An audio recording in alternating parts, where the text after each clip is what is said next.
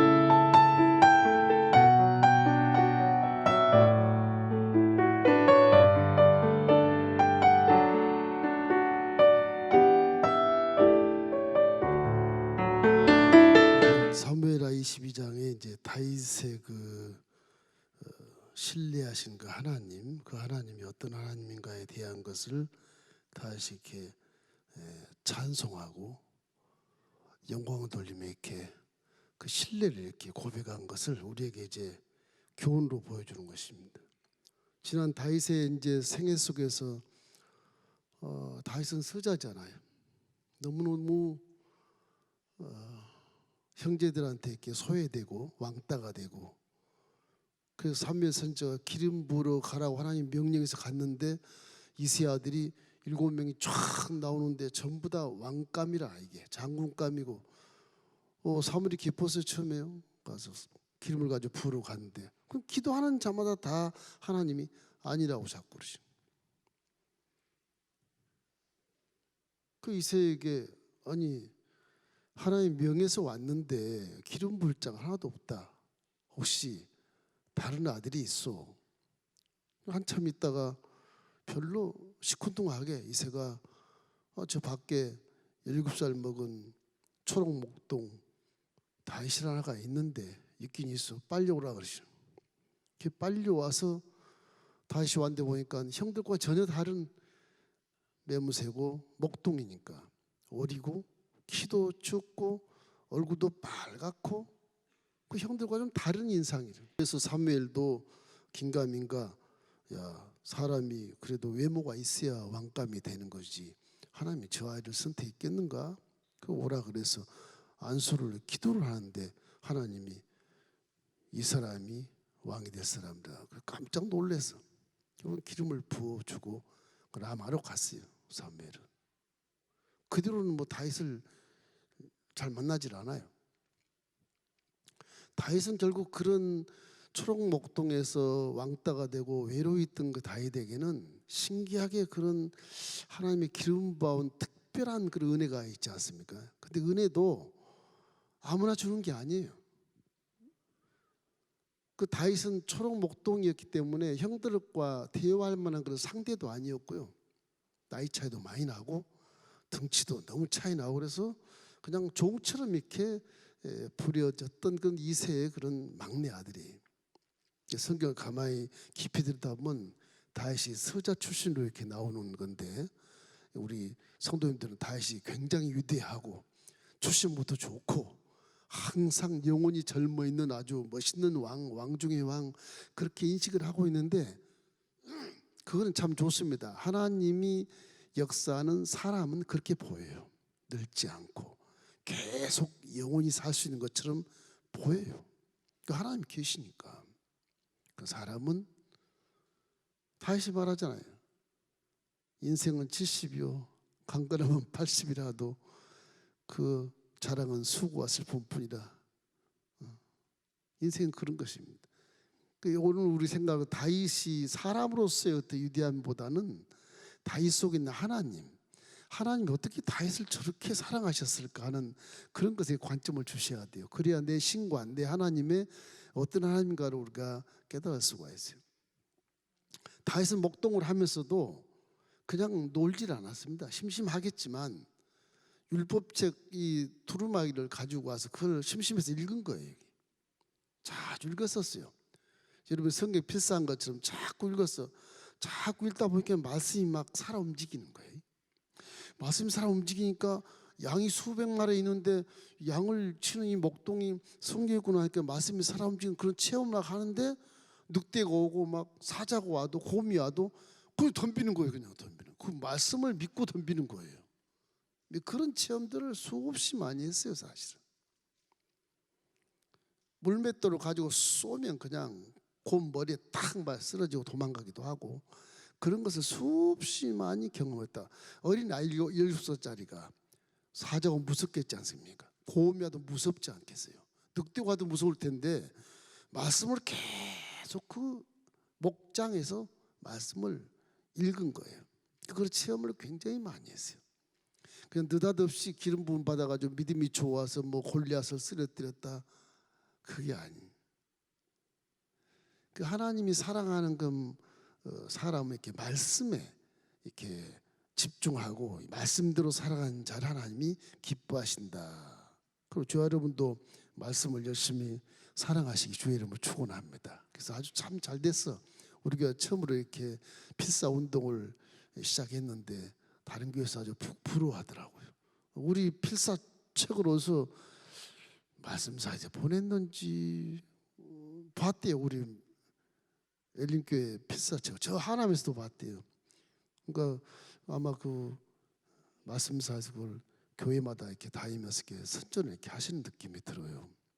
우리 커버를 다 우리 거리 인쇄한 걸 가지고 이렇게 홍보를 하는 것 같아요. 이 말씀에 집중하면 그 말씀이 내 인생을 이끌어가는 겁니다. 그런 거예요. 세상 공부를 해서 1등한 거 참 좋죠. 참 좋아요. 승진 시험을 봐서 승진한 거 참 좋고 다 좋은데 그분이 하나님을 믿느냐 안 믿느냐에 따라서 결과가 달라지는 거예요. 내 마음이 선으로 있을 때 배웠던 것이 선으로 행해서 사람을 돕고 나라를 위한 애국심이 있을 것이고 그 서로가 서로를 화목하게 하는 그런 놀라운 지도력도 있을 것이고 온유함도 있을 것이고 착함도 있을 것이겠죠. 악이 존재한 불신의 과정에서는 아무리 뭐 1등 인류의 그런 사상을 가져도 그 인생은 실패하고 마는 것입니다. 요즘에 인생을 보면 누구야 나훈아인가 누군가 뭐 테스형 뭐 인생이 왜 이래 뭐 사랑이 왜 이래 그랬대나 어쨌대나 근데 그 참 노래로는 참 좋은 의미가 있지만은 소크라테스를 잘 알아야 돼요. 그 소크라테스를 찾는 게 아니고 하나님을 찾아야지. 소크라테스는 지 자신도 몰라요. 피조물에 불과한 겁니다. 예수님 오기 전 한 500년 전 사람인데 뭐 한 400년 전쯤 될까 그런 사람이 그 지자들도 플라톤도 있고 뭐 많이 있어요 지자들이. 그 너 자신을 알라 하는 그런 것이 굉장히 우리에게 충격을 주긴 줘요. 그 사람이라는 게 이렇게 하나님을 잘 찾아야 돼요. 그 의미에서 다윗은 기가 막힌 인생을 사는 거예요. 인생이 뭐 회복됐다 승리했다 그런 개념보다는 하나님을 너무너무 사랑하는 거예요. 이 아이가. 우리는 다 내 주장을 따라서 배운 대로 체험한 대로 머리를 굴려서 이렇게 사는데 다윗은 하나님 말씀에 따라 사는 거예요. 말씀에 따라. 하나님의 뜻을 쫓아서 살아가기 때문에 하나님 그를 사랑하시는 거예요. 외모를 보지 않고 난 중심을 보느니라. 사무엘이 깜짝 놀랐어요. 그러죠. 죄송했어요 하나님한테.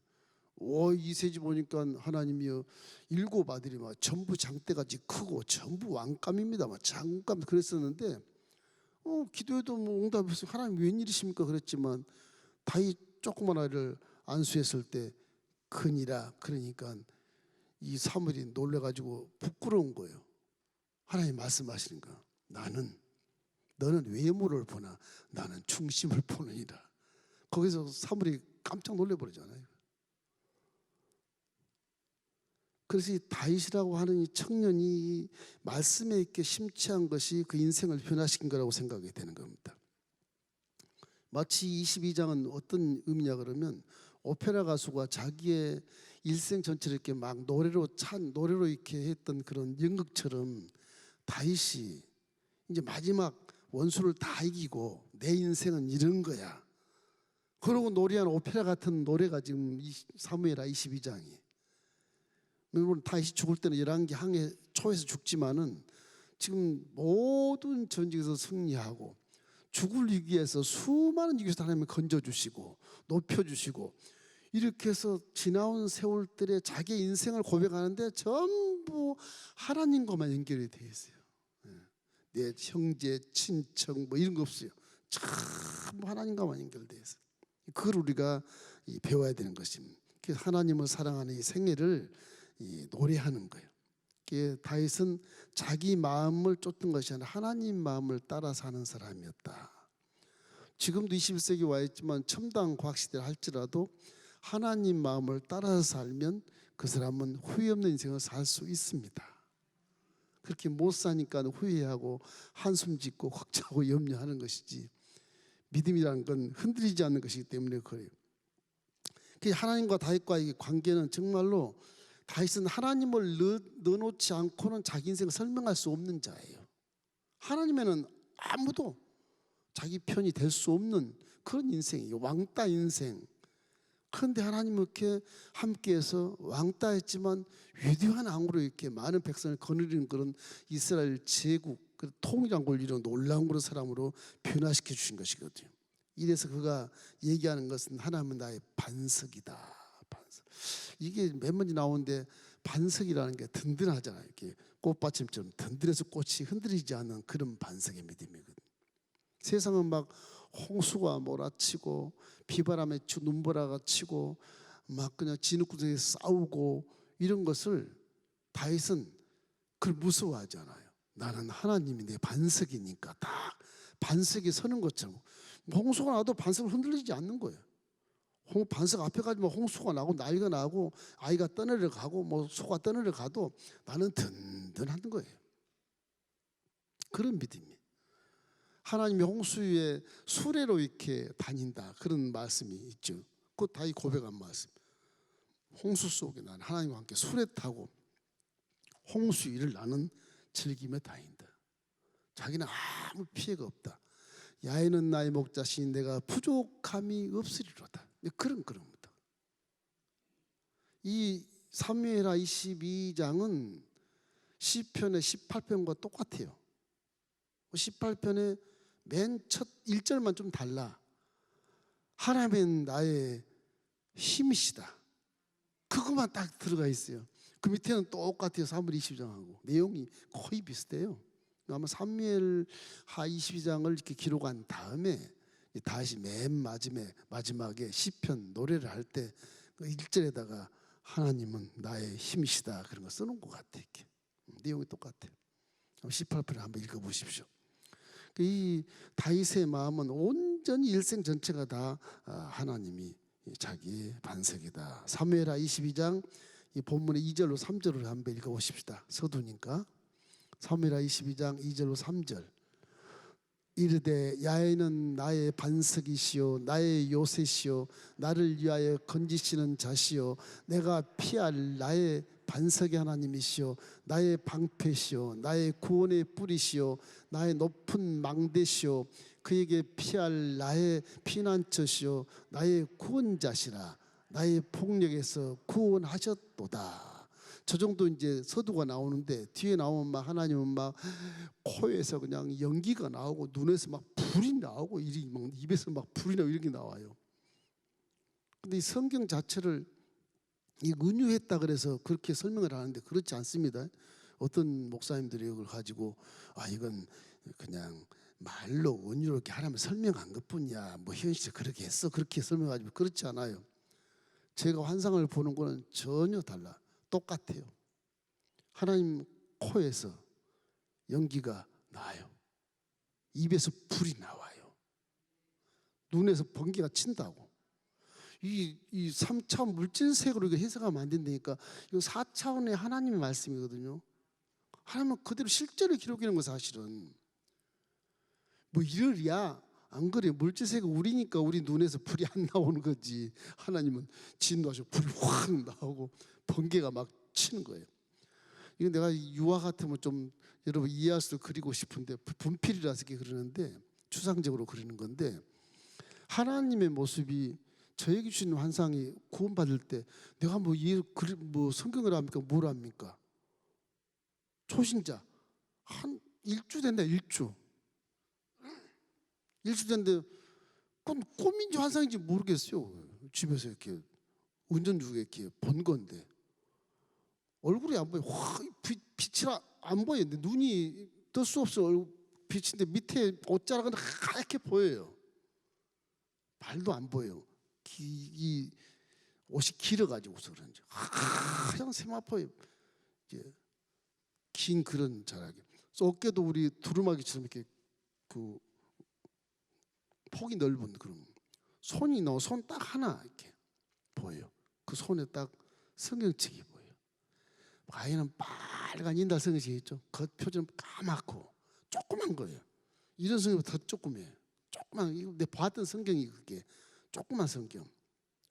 그래가지고 수십 년 간직하고 있다. 이사하는 바람에 어떤지 모르겠는데 그 빨간 색으로 칠해진 그 성경 그걸 딱 주시는 거예요. 토요일이었어요. 참 이상하다. 교회 가니까 별 꿈을 다 꾸네. 그런 정도 지나친 거죠. 지금까지 안 잊어버리게 생소해요. 지금까지도. 토요일이었는데 그 다음날 잠을 자고 새벽에 이제 샤워를 쫙 하고 옷을 가다 듬고 순복음 중앙교회를 갔어요. 간지 한 2주인가 그래밖에 안 돼요. 그냥 그래서 교회 가니까 단정히하고 가야지 그러고 이제 간 거죠. 그날따라 이브에 참석했는데 우리 원로 목사님이 말씀을 하다가 뭐 얘기를 하는데 뭐 꿈에서 성령체를 받으면 종이 돼야 된다고 막 그렇게 말씀을 하시는 거예요. 그렇죠. 별일이다. 왜 하필 오늘 얘기하냐. 마음에 그런 생각이 들었었어요. 그리고 계속 평신도 생활을 했죠. 계속 했어요. 10여 년 가지고 그대로 했는데 뭐. 나중에 알고 보니까 그게 환상인데 그게 종으로 가라는 그 신호인데 전혀 모르는 거잖아. 전혀 모르는 거예요.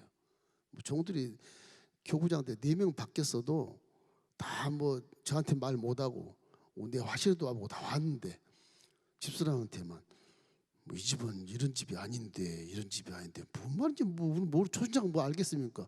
이 집은 이런 집이 아닌데 그러고 갔다고 그래서 그 왜 이제 얘기하냐 그랬더니 그냥 당신 화날까 봐 그랬다고 그러는데 그래가지고 10년이 훌쩍 넘었어요. 그게요. 나중에서 이제 성을 좀 알고 이렇게 체험하고 나니까 그게 그냥 내 개인적인 주관적인 꿈이 아니고 그냥 하나님이 이렇게 내리신 거예요. 이게 잘 생각해서 이 성경 말씀을 이건 은유다, 이건 비유다 그렇게 얘기한 것들이 많긴 한데 4차원에 있는 그런 환경을 물질 세계에 설명하는 데 있어서 좀 표현이 좀 글씨가 부족해요. 이게 글씨가. 내가 감동합니다. 그래도 감동이 어떤 감동인지를 천상의 세계와 물질 세계와는 엄청난 차이가 나요. 그래서 착각을 많이 해요. 여기 있는 막 입에서 불이 나왔다. 진짜 불이 나옵니다. 나와요. 어떤 이는 그 우리 목사님 그 설교하는데 막 입에서 막 불이 났다 그랬잖아요. 불이. 어떤 뭐 손가락에서 불이 났다는 사람도 있고. 그게 그냥 내 주관적으로 이렇게 그냥 스치는 게 주관적으로 생각하는 게 아니라 생각하고 나오겠습니까? 그게. 우리 성전 건축하고 나서 제가 이 그림을 그리니까 천사가 와서 분필을 막 집어줬다. 두 천사가 분필을 막 집어주더래 나한테. 그런 감정도 있어요. 그게 일부러 꿈꾼다고 되는 게 아니고 그게. 그렇잖아요. 영으로 보여주는 거예요. 생소한 생신데 보여주는 거예요. 그 4차원 세계 활동을 모르니까 이건 은유일 뿐이지 이해라고 하는 것이지 그런 겁니다. 이게 3차원 세계 사람을 두고 하는 얘기거든. 제가 그걸 리얼하게 실제로 하나님을 그릴 수가 없어요. 안 보여 얼굴이. 너무 밝아. 그 밝은 그 빛이 바울이 대낮에 말 타고 가다가 말에서 떨어진 것만큼 눈이 멀어버리는 그런 빛이거든요. 사람 눈은 안 보입니다. 그래서 이 성경에 하나님 얼굴을 찾으려면 성경을 다 통독해서 하나님의 성품과 생각하는 것과 마음과 모든 행동과 이런 창조하는 이런 그런 모습과 이런 거 다 보고 나서 그림을 그려야 돼. 그래도 얼굴은 안 보여요. 빛이시라. 여기 보면 이제 막 번개가 쳤다, 막 뭐 굉장한 말이 막 나와요. 망대가 됐다가 뿔이 됐다가 뭐 번개가 쳤다가 반석이 됐다가 피난처가 됐다가 구원자가 됐다가 한 9가지가 나오지. 9가지가 하나님의 모습이 9가지 나오는데 이게 그대로 맞아요. 4차원색. 우리 말로 해석을 해서 이해를 시키려고 그러니까 구원자 무슨 뭐 뿔이 뭐 뿔이 이렇게 나무 뿔이 이렇게 성광문을 뾰족한 불로 확 쳐박으면 문이 쫙 깨져서 부셔지게 열리는 거거든. 그런 걸 얘기하는 거예요. 뿔이. 이 노탈이란 게 노탈. 노수로 만드는 활. 그 설명에 이것도 3차원 물질 세계에서 경험한 것을 얘기하는 거예요. 내가 믿는 하나님은 다시 말하는 거예요. 내가 믿는 하나님은 노탈이란 건 뭐냐? 발다가 이렇게 놓고 발로 꽉 밟으면 노탈이 쫙 날아가서 찌르는 거예요. 그런데 다윗은 설명하기로 노탈을 내 팔에서 당겼다. 힘이 세다. 나는 아무것도 아닌데 하나님 힘이 줘서 노탈을 발로 쏘지 않고 활로 쏘았다. 그런 얘기가 나와요. 그 설명을 그렇게 하려니까 힘들잖아요. 하나님 어떻게 그렇게 하시는 거지? 이제 궁금하잖아요. 이제. 다윗이 뭐 그렇게 노탈을 땡길 만큼 팔 힘이 장군이지만 힘 세지 않는데 노탈을 발로 눌러서 튕기는 활을 손을 걸어가지고 땡겼다. 이런 표현이 나온다니까요. 하나님은 약한 자도 강하게 그렇게 할 수 있다는 것을 말씀하시거든요. 이 은유가 아니고 진짜 그렇게 하는 거예요. 진짜. 성경은 실제라니까요. 제가 4차원 얘기를 많이 하는데 4차원의 하나님의 그런 천상의 그런 어떤 우리가 생각 3차원 설명하자면 무중력 상태랄까 뭐 그렇게 설명하면 비슷할지 몰라. 날라다닐 수도 있고 생각에 따라서 걸어다닐 수도 있고 생각에 따라 우리 권사님은 그냥 만날 수가 있어. 수천리 이국에 있어도 아브라함 만나고 아브라함 생각마다 만나가서 그런 식이라니까. 그러니까 이게 3차 물질세계는 이해가 안 되는 거예요. 이게 활동 자체가. 그걸 이렇게 4차원 활동을 한 가지로 체험을 딱 하면 미국에 있는데 형이 지금 날려 기도하고 있구나.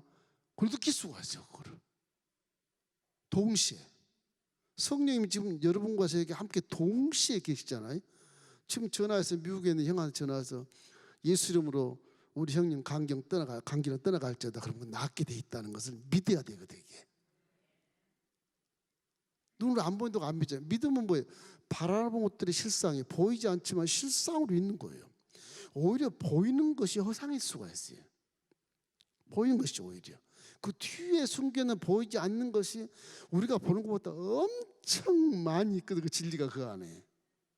우리는 자꾸 외모로 보고 그냥 판단하고 외모로 보고 그냥 생활하잖아요. 그러니까 굉장히 적극적인 생활을 하는 거예요. 이게 지식이 있다 해도 그런 차원에서 4차원의 하나님의 천상계와 이 지상의 물질계의 그런 참 괴리감이 너무너무 크다 보니까 이해가 잘 안 되는 거예요. 미스터리 보십시오. 이게 광야에서 모세가 200만을 이끌고 광야를 40년을 가잖아요. 40년 동안 광야에 물이 없거든요. 지금 가봐도 물이 없어요.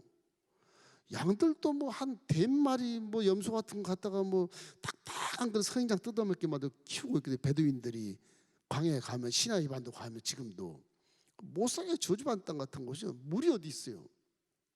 약 30도, 50도, 섭씨 50도인데 막 머리가 벗겨질 만큼 약 몇인데 땀이 그냥 흐르지 않고 그냥 날아가 버려요. 이렇게 날아가 버려요. 그 정도예요. 그 물이 어디 있겠어요. 40년을 그 길을 걸어왔거든요. 200만이 한두 명도 아니고 어떻게 먹고 살았을까? 와, 성경 보니까 뭐 반석에서 물을 냈다. 물이 그럼 날마다 물을 내야 되잖아요. 날마다 계속 이동하니까 이 사도 바울이 이거를 깨달았어요. 반석은 예수 그리스도다. 그렇게 하면서 반석에서 물이 나온다는 걸 사도 바울이 설명을 해요. 설명을 쉽게 설명하면 이래요. 반석은 예수인데 예수님을 만나면 갈증이 없다. 그 얘기를 가만히 이렇게 원어로 보면은 광야, 이제 구약 광야를 설명해 보자면 그래, 반석이 예수님이라고 그 갈증이 없어. 광야에 그러면 계속 물이 어떻게 나왔지? 그렇게 설명하다 보면 이런 생각이 들어요. 이게 광야면은 이거 사람이 이제 모세가 이렇게 지팡이 짚고 이렇게 간다고 해와요. 이제 많은 사람들이 따라가지 않겠습니까? 반석이 이렇게 있어, 반석이. 물론 고고학적으로 이제 다공석이라 그래가지고서 이 바위를 만들 때 물이 딱 이 속에 숨어 있는 다공석이 지금도 가면 있어요. 이렇게 바위에서. 딱 치면 물이 팡 쏟아지는데 이걸 이제 고고학자들이 얘기를 하는데 영적으로 보면 그게 아닌 것 같아. 요 모세가 기도를 하잖아요. 기도하면 물줄기가 지하에서 이렇게 가는 것 같아. 모세를 따라서 가는 것 같아. 물줄기가 딱 그런 식이에요. 광야지만 모세가 기도에 가는 물줄기를 이렇게 하나님이 이렇게 따라서 가는 거야. 땅속으로 따라가는 것 같아. 계속. 가다가 기도하면 이렇게 들어가고 이렇게 나오고. 이 40년을 어떻게 물을 먹고 성경에 나온 건 반석 때리는 거 한두 번밖에 안 나와요. 명에서 반석이 나오고 때려서 한 번 때렸나, 한 번 딱 때리게 나오고, 두 번째는 모세가 화가 나가지고 두 번 때려가지고 가는 땅 못 들어가잖아요. 왜? 반석은 한 번 죽는 거야. 한 번. 예수님 한 번 죽는 거고 예수님 한 번 때리는 거예요. 한 번. 두 번 때리면 안 돼요. 침례도 한 번이고 구원도 한 번이다. 그것도 성경의 앞뒤가 척척 들어맞는 그런 의미입니다. 그래서 기도하면 광야에서도 땅속에서 물이 쫙 나를 따라온다고 하는 그런 느낌이 들어요. 깊이 기도해 보면 하늘에서 날아온 것보다도 광야에서 그 만나가 또 하늘에서 쭉 기도하는 곳에 가서 나를 앉고 만나를 그렇게 천지에 허옇게 광야처럼 펼쳐놨는데 그걸 막 200만 이스라엘 백성들이 얼마나 많이 훔쳐다 먹겠어요. 그게요. 하루 먹을 것만 하루만 딱 가져가라. 모세가 율법을 내리거든. 욕심 놈은 한 두어 번에 가져간다면 다 벌려놔가지고 이틀을 굶어버려. 그 정도. 그러니까 일용할 양식을 주시옵고 욕심내지 마라. 욕심이 잉태한즉 죄를 낳고 죄가 장서 사망을 낳느니라. 절대 욕심 부리지 마라. 하나님이 입히신다, 먹이신다, 하나님이 마시게 하신다. 그런 내용이에요. 우리 주기도문에 전부 다 들어가 있어요. 지금 신약시대에 와 있어도 하나님을 그렇게 믿으라는 거예요. 근데 우리는 그렇게 안 믿잖아요. 에이, 공부 열심히 1등 나왔고 돈 많이 벌어갖고 창고에 넣어놓고 평생 천년만년 살자. 천년만년 살지를 못해요. 인생이라는 거. 그런 인생이 아니에요. 육신의 장만 그냥 벗겨져요. 죄를 받은 후에는 다 노화 이후에는 120년을 못 살아요. 다 벗고 가는 거예요. 어디로 가? 귀양 내 조국으로 가는 거예요. 되돌아가는 거예요. 이제 그런 개념을 우리가 갖고 이제 다윗을 이해를 해야 되는 것입니다. 다윗의 이제 신관을 생각해 보면 그 신관이라 그래요. 하나님의 그 관계를 얘기하는 거예요. 신관. 첫째는 다윗은 통치하시는 하나님을 믿습니다. 통치하는 통치. 우리의 신관도 들어갔어요. 통치하시는 하나님. 보통 제가 말한 여러분에게 통상적으로 얘기하는 신관은 정통 복음주의에서 전지전능하신 하나님, 영원 분별하신 하나님, 무소부지하신 하나님, 이 세 가지를 많이 얘기를 해요. 그걸 세 가지만 알면 그래도 하나님을 안다고 할 수 있는 것이니까 전지전능. 우리 3차원 세계와 4차원 세계의 모든 것을 다 하나님이 아울러서 만드신 분이니까. 그러니까 꽃은 사람이 안 만들잖아요. 하나님 만드신 거거든요. 그러니 우리도 하나님 만드셨으니까 우리는 피조물에 불과한 것이라는 걸 알게 하는 거죠. 전지전능 네 멋대로 네 마음대로 살지 마라. 내 마음을 따라 살아라. 그래서 다윗이 그 얘기예요. 다윗은 자기 마음 따라 하나님 마음을 따라서 사는 사람이 다윗이야. 왜 그럴까 했더니 하나님을 너무 사랑하시는 거예요. 다윗은 그 신관 자체가 어디서 오냐면 하나님을 사랑한 데서 와요. 하나님을 사랑함으로써 와요. 이 내용 속에서 신관이 딱 나와요. 내가 믿는 하나님은 어떤 하나님이냐? 나를 통치하시는 하나님이고 세계를 통치하시는 하나님입니다. 여기 다윗은 처음에 뭐 이분은 창조주시고 뭐 그런 거 없어요. 그냥 통치, 온 세계를 다 통치하시는 그런 하나님. 이게 무소부지하시다 속에 다 들어있어요. 어디든지 가나안 땅이나 블레셋 땅이나 암몬 땅이나 모압 땅이나 에돔 땅이나 아수르 땅이나 아람 땅이나 뭐 다 하나님이 다 통치하고 계신다. 그러니 나는 하나님을 사랑한다. 그 하나님 사랑하는 자의 편이 되시잖아요. 하나님이 그런 것이거든요. 그때 예수 그리스도 없으니까 예수님은 1000년 후에 나타나시는데 뭐 이제 한 900년 후에 나타나시는지. 근데 뭐 없으니까 그 하나님을 믿는 거예요. 하나님이 천지 만물을 통치하시니까. 창세기 1장 31절 말씀, 에덴 지원으로 이렇게 하나님 얘기해. 하나님이 지으신 그 모든 것을 보시니 보시기에 심히 좋았더라. 저녁이 되고 아침이 되니 이는 6째 날이니라. 이게 다 창조해 놓으시고 나니까 심히 보기에 좋았더라. 그러니까 성경은 1장부터 쭉 읽으면 이 창조하는 내용을 쭉 나오잖아요. 이게 거짓이 아니고 실제를 기록해 놓은 거예요. 실제를. 이걸 1000년 만년 따지는데 따져도 다 해석이 다 돼요. 따져도 인류가 몇만 년인데 무슨 6000년 살았다고 그래. 그것도 창세기 1장 1절과 2절 사이에 엄청난 수만 년의 갭이 딱 있어요. 거기에. 하나님이 태초에 천지를 창조하시니라. 그러고 나선 한참 수만 년 떨어 뒤에 재창조가 나오는 거야. 땅이 창조인데 왜 땅이 혼돈하고 흑암의 깊음에 있어? 창조했는데 하나님 그런 분이 아닌데 창조했으면 아름다워야지. 아름다운 게 없어. 이제라도 갑자기 땅이 혼돈하고 공허하며 뭐 창조가 이래 흑암의 깊음이 깜깜하대 이게. 창세기 1장에서 2장 사이가 한 수만 년의 갭이 거기다. 이 과학에서 얘기한 수천 년의 뭐 이런 어떤 증거물들, 화석 이런 것들 다 그 속에 다 들어가면 다 탁 들어맞아요. 그런데 제2창조에 그거는 6000년밖에 안 돼요. 지금 6000년밖에 안 돼요. 아담 이후에는 그렇게 되는 거예요. 이렇기 때문에 성경을 잘 이렇게 터득해 보면 모든 것이 맞아요. 모든 것이 다. 안 믿을 수가 없게 돼 있어요. 이게요. 그게 만든 것도 아닌데 하나님 말씀하신 그대로 기록한 것 뿐인데도 뭐 3500년 기록한 말씀이나 지금 3500년 후에 기록한 말씀이 짝짝짝 들어맞고 이게 끝이 이게 틀린 것이 안 보여요. 틀린 것이 안 보여요. 통치하시는 하나님을 다윗은 믿었다. 그래서 더 다윗의 저 믿음을 보면 하나님을 막 사랑하는 느낌이 들어요. 그 다윗이 말씀을 읽으면서 이렇게 살아서 움직이는 그런 것을 체험하면서 사자도 막 때려 눕히고 곰도 막 물맷돌 던져서 쫓아내고 막 이런 것들을 보면 말씀이 살아 움직이는 걸 다윗이 이렇게 이해를 하고 하나님이 진짜 살아계시구나 그걸 체험했다는 그런 체험 신앙에 굉장히 중요한 믿음을 가진 사람.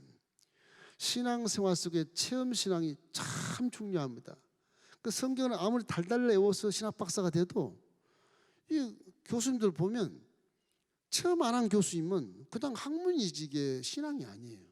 성경을 학문적으로 얘기한 것뿐이지 신앙이 아니야 이게. 그런데 박사기 안 받아도 석사기 받은 교수도 성령이 충만하면 체험했기 때문에 거기 강의실이 막 미어 터지는 거예요. 은혜가 있어 은혜가. 인간적인 지식으로 설명을 안 하거든. 자기 체험적인 지식과 함께 영성인 내용을 설명하기 때문에 그 눈이 휘둥그레가지고 학생들이 막 크게 그냥 집중하게 되는 거죠. 그런 걸 많이 볼 수가 있어요. 그래서 다윗은 이렇게 체험하는 신앙, 우리 오순절에도 체험하는 신앙을 굉장히 중시합니다. 교리 자체에서. 너는 예수를 만났냐? 성령 체험이 있냐 없냐? 심지어는 막 방언했냐 안 했냐 그거에 따지는 경우도 있는데, 이 방언은 선물이기 때문에 다 그렇게 할 수는 없어요. 그러나 성령 체험을 이렇게 했느냐 안 했느냐 그걸 확인을 하는 겁니다. 그러니까 이제 성령 세례 받은 날짜는 며칠이냐, 누구한테 세례를 침례를 받았냐, 뭐 그런 것들을 물어보게 되잖아요. 특별히 종들에게 이렇게 지원한 종들에게 면접할 때 그걸 반드시 물어봅니다. 체험 없으면 가라. 다시 금식기도하고 체험을 한 다음에 와. 그렇게 보내요. 그 체험 없으면 사람 마음이 3년 못 갑니다. 그냥 바뀌어요. 그냥 변질돼 버려요. 체험 있으면 그래도 한 10년 정도는 버텨요. 체험 있으면 10년 정도. 그래서 여러분 십자가를 바라보고 기도할 때 여러분 뭐 환상이나 꿈이나 레마의 말씀이나 성령 침례 이런 경험을 하시기를 주의 이름으로 축원합니다. 우리 교회는 그런 분들이 많으니까 통상 좋지만 그렇지 않는 교회는 체험이 없으면 이것이 성경 자체가 이렇게 뭐 양식인데 수양하는 양식 뭐 이런 것들, 도덕과 예를 잘 지키는 양식 이런 거로 가서 그쪽으로 판단을 딱 해요. 이제 성령 받아갖고 막 질서를 어지럽게 저다는 거 아니다 그래 버려. 성령 하신 일도 그러니까 이게 오해가 막 빚어지잖아요. 저 무시간 교단이다 그래 버리고 막 그러잖아요. 그렇지가 않아요. 말씀에는 반드시 성령이 따라붙어요. 말씀과 성령이 균형을 딱 잡아야 이 믿음이 전진하는 거예요. 안 그러면 거기서 뱅글뱅글 돌아요. 한쪽 바퀴만 크니까 뱅글뱅글 도는 거예요. 성장이 안 되는 거예요. 이게 말만 잘하지 성장이 안 되는 거예요. 성령만 받고도 말씀을 희석시키면 성령 충만한 그것만 생각하고 거기서 뱅글뱅글 돌아. 질서도 모르고 은사도 제대로 모르고 은사가 어디서인지도 모르고 나는 그냥 직통계시를 받아서 그런 거 앉아있고 이 단체는 그렇게 나오는 거예요. 이게 그러니까 항상 성령 충만하면 반드시 성경 말씀을 보통 사람보다 10배는 더 읽어야 돼요. 그래야 그 성령님과 함께 동행할 수 있는 자격이 되는 거예요. 말씀이 없으면 안 돼. 난 몰라요. 성령님 보내주세요. 그러면 자기 생각대로 성령을 이끌고 가는 경우가 꽤 많습니다. 성령이 가는 것도 아닌데 지가 가는 것이가. 그 성령을 오해하게 만들고 하나님을 빙자하게 만들고 그래서 불신자들이 할 때 이야 저 이상한 사람 그렇게 되는 겁니다. 다윗은 이래서 못 배웠지만 말씀을 많이 묵상해서 이렇게 통치하는 하나님 편에 딱 서는 거예요. 그 편에 서려면 하나님을 사랑해야죠. 여러분 하나님을 사랑하기를 주의 이름으로 축원합니다. 또 구원의 하나님이 있어요. 다윗은 구원의 하나님. 이게 굉장히 현실에서 필요한 그런 하나님으로 여기기 때문에 전지전능하시니까 그분을 만나면 나는 모든 일에 다 만상통할 수 있다. 나를 구원해 주신다. 막 그런 거. 어떤 일이 있냐 그러면요. 여기도 그 한 줄기 나와요. 다윗이 이제 사울왕한테 막 도망당이잖아요. 막 피해다녀. 죽일 수도 안 죽여. 다시 말씀을 아주 많이 하기 때문에 기름 부은 자를 죽일 수 없다. 이게 아주 율법에 딱 게시되어 있는 것이거든요. 다윗은 그걸 지킬 수밖에 없어. 피해 주는 거예요. 피해 주는 거예요. 똥이 더러서 피하나 그냥 피해 주는 거예요. 피해 주는 거예요. 그러다가요 쫓길 데가 없어. 강원도만 땅들이 어디로 도망갑니까 그거. 아둘람 굴에서 좀 오래 있었으면 괜찮았을 텐데 그 속에 숨어 있으면 골짜기 숨어서 괜찮았거든요. 그때 한 600명과 함께. 근데 그때도 하나님이 사울 왕이 그 골짜기 건너서 쳐들어오려고 하는 걸 블레셋을 저 북방에서 막 진격하게 해가지고 안 되겠다. 나라 지키자. 다시 가서 블레셋 전쟁터에 가거든요. 그분은 살았어요. 전쟁 끝나고 또 쫓아올까 봐 두려워가지고 이제 사울이 무서워서 야 이거 어디로 도망가지? 에이 망명하자 그래가지고 블레셋으로 망명을 해요. 블레셋 여기 가사 찍어요. 가사. 이쪽은 이집트잖아요. 애국과 가까운데 갈리오스 이렇게 있고 여기 이제 사해인데 이 블레셋이거든. 지금은 가자 찍으라고 그래. 여기 팔레스틴 본부가 거기 있습니다. 블레셋이 팔레스틴이에요. 거기로 도망을 갔어. 그러면 이제 남의 나라니까 사울이 안 쫓아오지 않겠어요. 할 수 없다. 망명하자. 그것도 그 망명을 부하들과 함께 망명했어. 망명을 했는데 그때 아기스 왕이 있었어요. 블레스 아기스 왕이. 망명했는데 신하들이 저놈은 다윗 아니야. 저거 이스라엘에서 사울은 천천히고 다윗은 만만이라서 왕이 될 사람인데 어떻게 우리나라에 왔어? 우리나라를 다 죽이려고 온 거 아니야? 뭐 의심이 있을 수밖에 없잖아요. 남의 나라 장군이 우리나라로 왔으니 망명을 했으니 기쁠 일은 아니에요. 저러다가 저 장군이 우리 민족들 엄청 많이 죽였는데 저거 와서 다 죽이면 어떡하나 싶어가지고 그 블레스 장군들이 다 왕에게 막 얘기를 하는 거. 왕이시여 죽여야 됩니다. 저놈이 어떤 놈인데 지금 받아들입니까? 지금 큰일 나려고 그럽니까? 왕이시여. 너무 그렇게 하니까 왕이 힘을 못 쓰는 거예요. 그래가지고요 이 블레셋의 장군들이 우물에다가 다윗을 오백개 집어넣어 버린 거예요. 그러니까 물을 다 퍼부 우물에다 막. 이 물이 막 차니까 물속에 죽는 거예요 다윗이. 그렇게 됐어요. 누가 도와줄 사람 누가 있어? 다 부하들도 잡혀가지고 묶여 있는데 물을 막 집어넣으니까 이게 다시 막 아구 차고 코까지 차고 숨을 못 쉬는 거예요. 이제 물속에 퐁당 들어가서 그때 부르짖는 거예요. 주여 나를 건져주소서. 그런데요 그 기도가 우리에게 가르치는 것 같아요. 이게 적군에 가서 이렇게 수렁에 빠져 무덤에 내려간 것 같이 이제 끝나는 죽음의 끝난 마무리인데 1, 2분이면 죽어요. 물에 딱 잠겼어요. 그 속에서 기도하는 거예요. 부르짖으니까 갑자기 지진이 일어나. 지진 막 진동하니까 우물 그 아구들이 지진 때문에 쫙쫙 갈라져서 물이 쫙 빠지는 거예요. 우레가 치고 번개가 치고 난리가 났어. 그리고 다시 살아요. 그 다윗의 구원이라고 하는 개념은 그런 겁니다. 죽을 웅덩이에서 나를 건져주신 하나님. 그러니까 죽음을 딱 앞에 놓으면요 믿음이 살아요. 아이고 하나님, 지금 내 무신을 자. 내 주목을 믿으라 민목사. 그래 너 한번 죽을 때 봐. 나한테 후회할 거야. 너 죽음의 벼랑 서봐. 나 희롱한 건 네가 회개할 거다. 죽음에 딱 쓰면요, 신이시여 안 계십니까? 그렇게 나와요. 사람은 무신론자는 없습니다. 결국에는 육신의 벗기 전에는 반드시 신을 찾게 돼 있어요. 틀림없이 그래요. 제가 우리 가문의 어르신도 그렇게 돌아가셨어요. 그래서 제가 마지막 기도를 그렇게 했어요. 조카가 믿는 하나님 이름으로 기도합니다. 그렇게 기도했어요.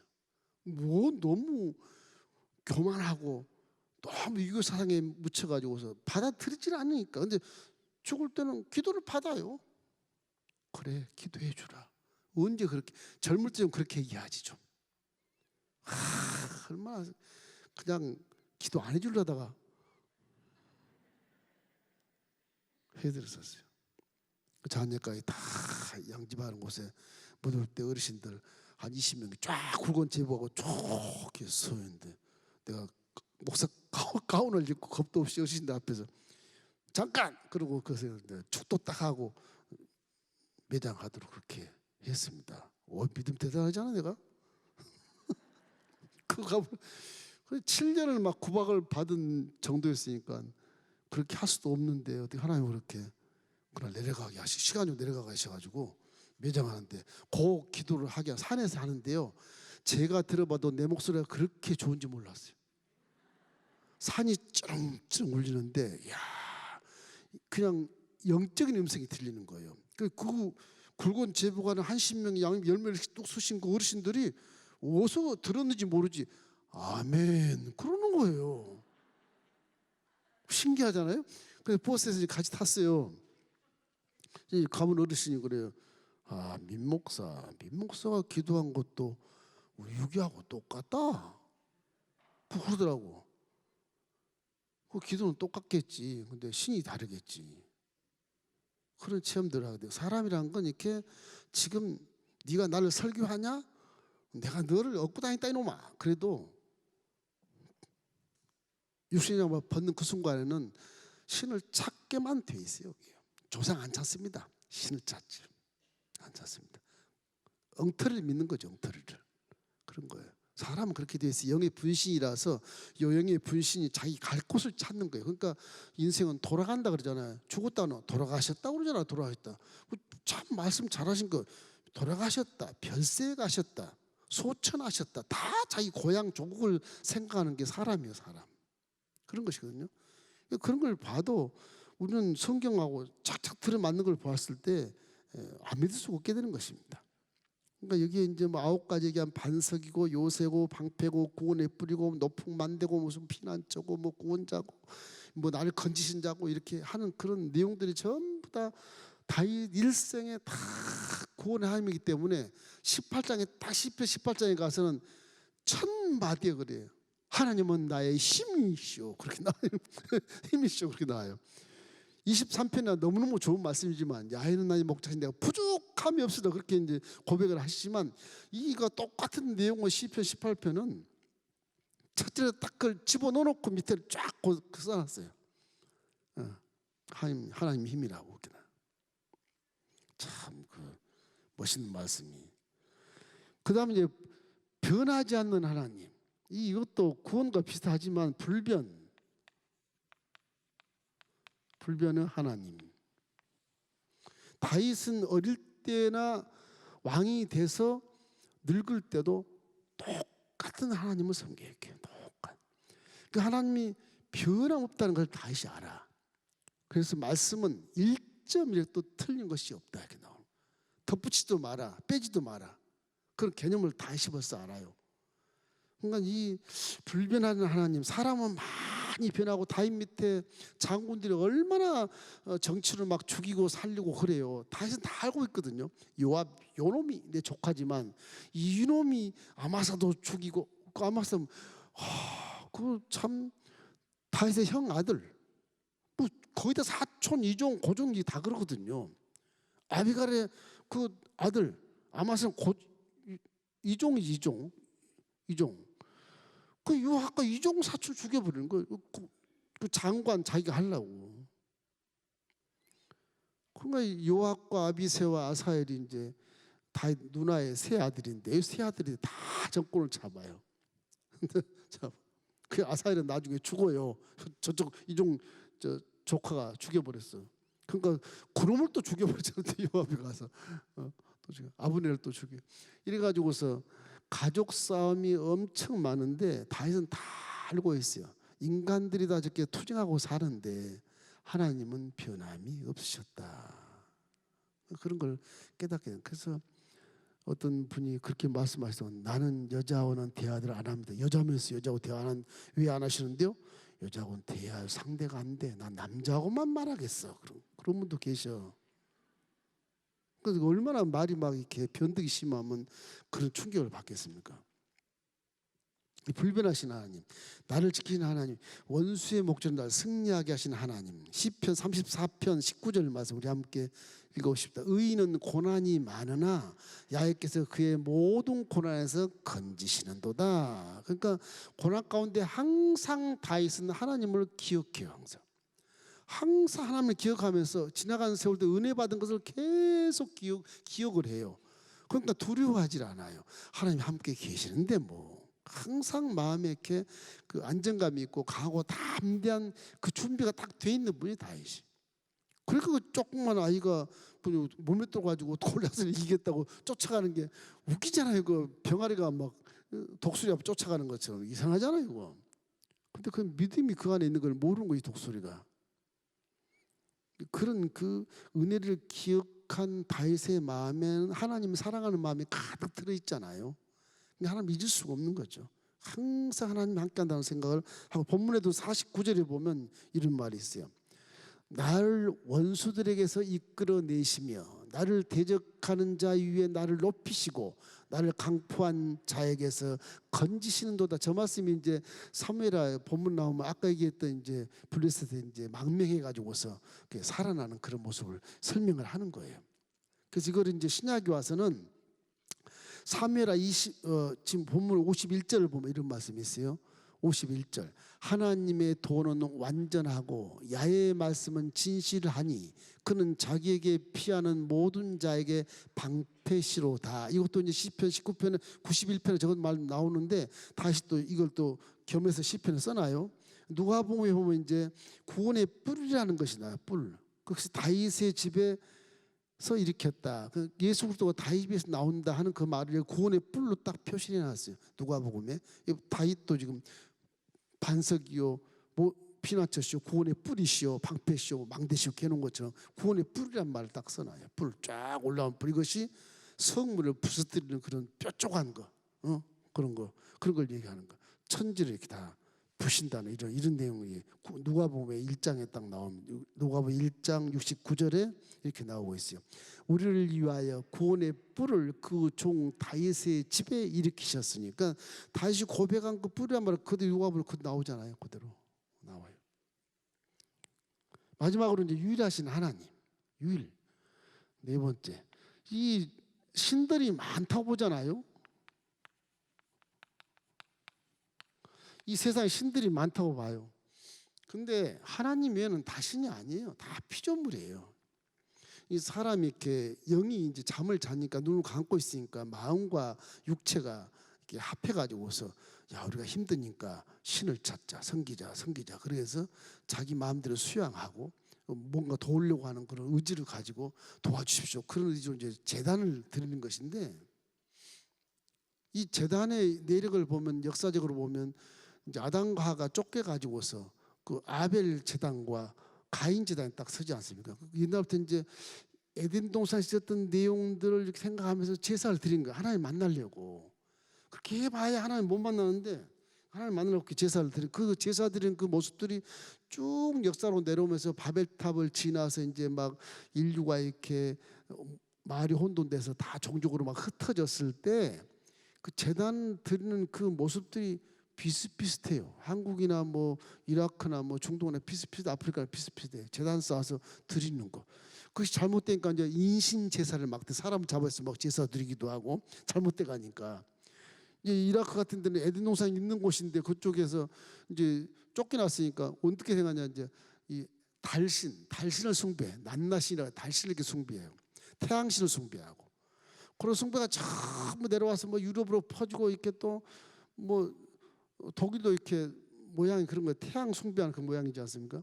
그걸 뭐 불교같이 그런 모습으로 그런 거 그게 바뀌는 거예요. 그 사람이란 종족은 다 종교심이 다 있어. 계속 그렇게 전도하는 거예요. 신을 제대로 찾아라 그런 거 제대로. 그 다윗은 여기서 유일하신 하나님을, 하나님 나의 반석이시오. 그래서 이 하나님이 나의 힘이 되신 하나님이 내가 주를 사랑합니다 하는 그런 시편 18편의 1절처럼 하여튼 하나님 외에 누가 신이 있겠느냐, 한 분뿐이다. 그러니까 본문에도 32절 36절 우리 한번 읽어보십시다. 32절 야훼 외에 누가 하나님이며 우리 하나님 외에 누가 반석이니 하나님은 나의 견고한 요새시며 나를 안전한 곳으로 인도하시며 나의 발로 암사슴 발 같게 하시며 나를 나의 높은 곳에 세우시며 내 손을 가르쳐 싸우게 하시니 내 팔이 노팔을 당기도다. 주께서 또 주의 구원의 방패를 내게 주시며 주의 온유함이 나를 크게 하셨나이다.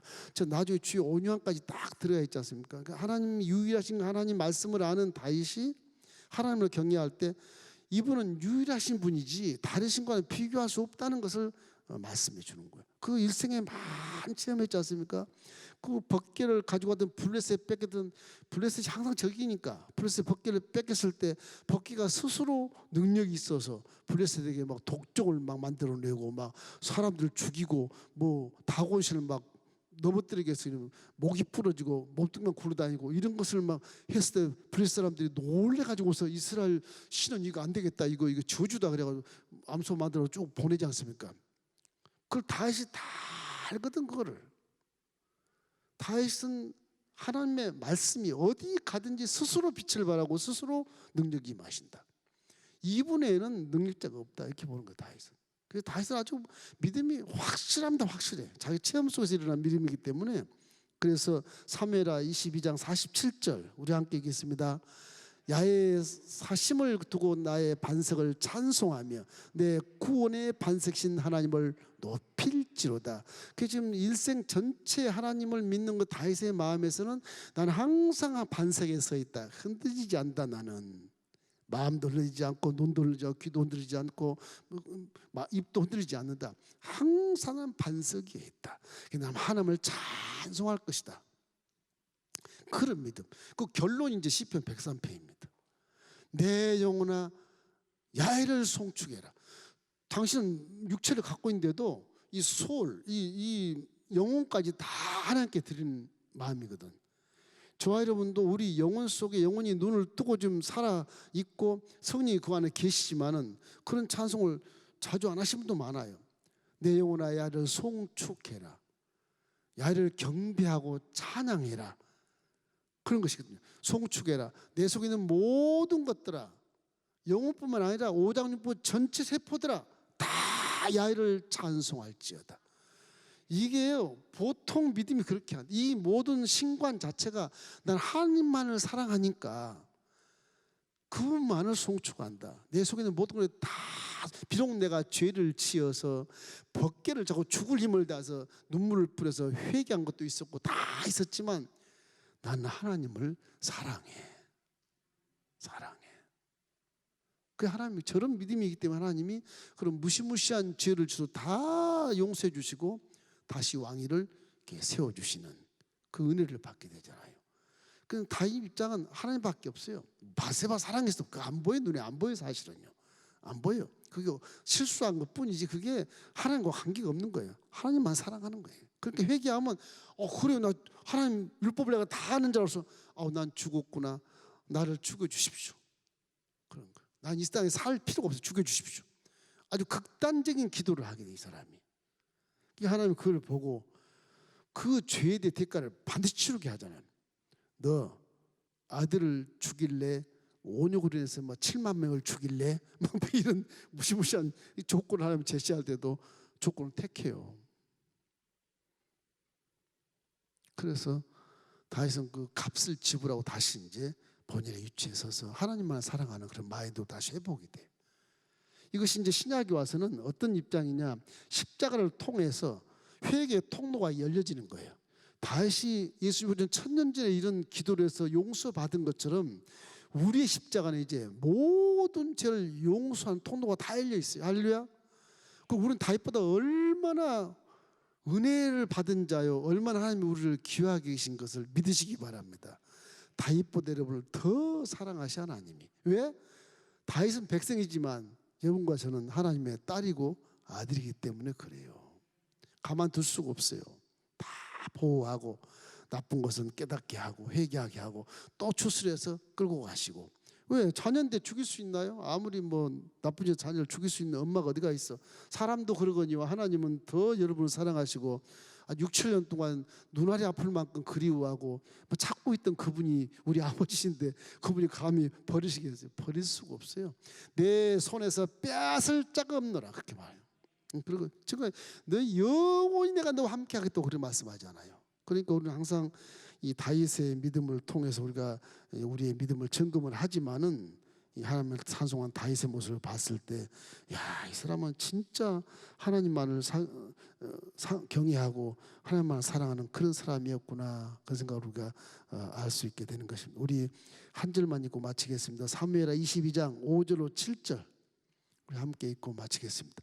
사망의 그물이 나를 애우고 불의의 창수가 나를 더럽게 하였으며 수월의 줄이 나를 두르고 사망의 올무가 내게 이르렀도다. 내가 환난 중에서 야훼께 아뢰며 나의 하나님께 아뢰었더니 그가 그의 성전에서 내 소리를 들으시며 나의 부르짖음이 그의 귀에 들렸도다. 우리도 지금 기도하면 성전에서 영원히 여기 계시니까 들으시고 귀에 들린 대로 응답해 주시는 하나님이신 것을 믿기를 주의 이름으로 축원합니다.